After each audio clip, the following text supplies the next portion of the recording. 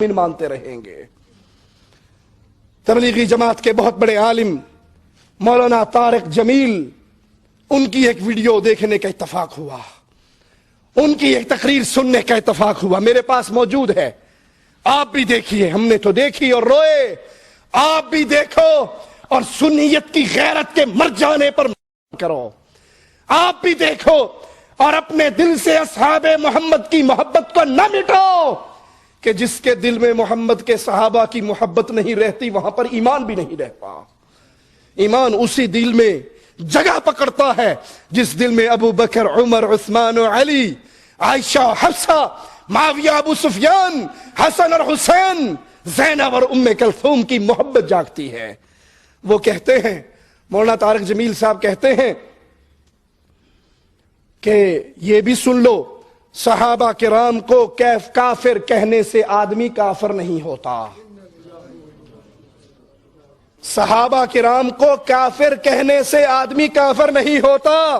یہ میں نے اپنے اکابر کے فتاوی میں کہیں پڑھا ہے، ایک آدمی کہتا ہے کہ تمام صحابہ کافر تھے، اس پر اس کے کفر کا فتویٰ نہیں آئے گا، تکفیر صحابہ کے قائل کو کافر نہیں کہا جا سکتا۔ یہ بھی سن لو کہ تک صحابہ کو کافر کہنے سے آدمی کافر نہیں ہوتا، یہ اپنے ہی اکابر کے فتاوی میں نے پڑھا ہے۔ ایک آدمی کہتا ہے سارے صحابہ کافر تھے، اس پر اس کے کفر کا فتویٰ نہیں آئے گا، لیکن تکفیر صحابہ کے قائل کو کافر نہیں کہہ سکتے۔ انا للہ و انا الیہ راجعون۔ خود ساختہ امت کے جوڑ کے لیے بے قرار ہونے والے مولویوں، اگر تم صحابہ کے ایمان پہ امت کو جوڑنا چاہتے ہو تو یہ خسارے کا سودا ہے۔ ارے پہلے مسلمان تو یہی تھے، اگر ابو بکر مسلمان نہیں، اگر عمر مسلمان نہیں، اگر عثمان مسلمان نہیں، اگر علی مسلمان نہیں، ان کو کافر کہنے والا اللہ کی قسم 1000 دفعہ کافر ہے، وہ مسلمان نہیں ہے۔ تمہاری غیرت اس کو مسلمان مانتی ہے تو مان لے، توحید کو اپنے سینے میں جگانے والے کی غیرت ابو بکر، عمر، عثمان کو کافر کہنے والے کو کبھی مسلمان نہیں کہہ سکتی۔ جاؤ ہماری روح اور جسم کے رشتوں کو توڑ دو، جاؤ ہماری ہڈیوں اور گوشت کو جدا کر دو، جاؤ ہمیں زندگی سے موت کا جام پلا دو، دھرتی کے اوپر سے دھرتی کے نیچے دفن کر دو، ابو بکر، عمر، عثمان کو کافر کہنے والے کو پھر بھی مسلمان نہیں مانتے۔ تم نے اسلام کی ساری بنیادیں ہی گرا کر رکھ دی، یہ مسلمان نہ بچے تو مسلمان کون ہے؟ ارے اگر ابو بکر نہ ہوتے، عمر نہ ہوتے، عثمان نہ ہوتے، تم بر صغیر والوں ہندوؤں کے مندروں میں ٹن کھڑکا رہے ہوتے، بتوں کے سامنے سجدہ ریز ہوتے۔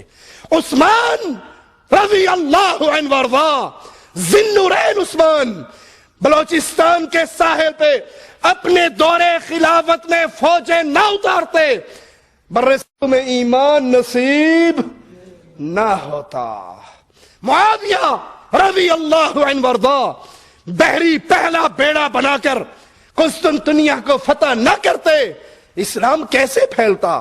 جنہوں نے اسلام کو پھیلایا تم نے انہی کے ایمان کے انکار کرنے والے کو ایمان کا سرٹیفکیٹ دے دیا۔ یہ صرف اس لیے کہ تاکہ تمہارے چلے چلتے رہیں، تمہاری محبتیں چلتے رہیں، ہر کوئی کہے جی بڑے بے ضرر ہے، کسی کو کچھ نہیں کہتے۔ یہ بے غیرتی ہے، یہ ایمان ہمیں قرآن اس کے خلاف درس دیتا ہے۔ جذبات میں نہیں کہہ رہا ہوں، اپنے پاس سے نہیں کہہ رہا ہوں، آؤ محمد کریم پہ نازل ہونے والا رب کا کلام سناؤں۔ ذَلِكَ مَثَلُهُمْ فِي التَّوْرَاةِ وَمَثَلُهُمْ فِي الْإِنْجِيلِ۔ میرا مالک فرماتا ہے صحابہ کی یہ مثال انجیل میں ہے، تورات میں ہے، کہ زرع اخرج شطأه فآزره فاستغلظ فاستوى على سوقه۔ ان کی مثال ایک کھیتی کی طرح ہے، بیج سے ایک چھوٹی باریک سی کونپل نکلتی ہے، پھر وہ تھوڑی سی مضبوط ہوتی ہے، وہ پھر تنا بنتی ہے، تنے پہ سیدھی کھڑی ہو جاتی ہے۔ یعجب الزراع، کسان، اس کھیتی کا رکھوالا اپنی لہلہاتی مضبوط ہوتی کھیتی کو دیکھ کر خوش ہوتا ہے۔ یہ صحابہ کرام کی کھیتی کس کی کھیتی تھی؟ محمد رسول اللہ کی۔ یہ بیج کس نے بوئے تھے؟ محمد رسول اللہ نے۔ یہ کھیتی محمد کریم کی، مثال صحابہ کی تھوڑے تھے، علی، ابو بکر، خدیجہ، بلال۔ پھر یہ کھیتی پھیلنے لگی، یہ مکہ میں پھیلی، یہ مدینہ میں پھیلی، یہ جزیرہ عرب میں پھیلی۔ پیارے حبیب اس کو دیکھ کر خوش ہوتے تھے۔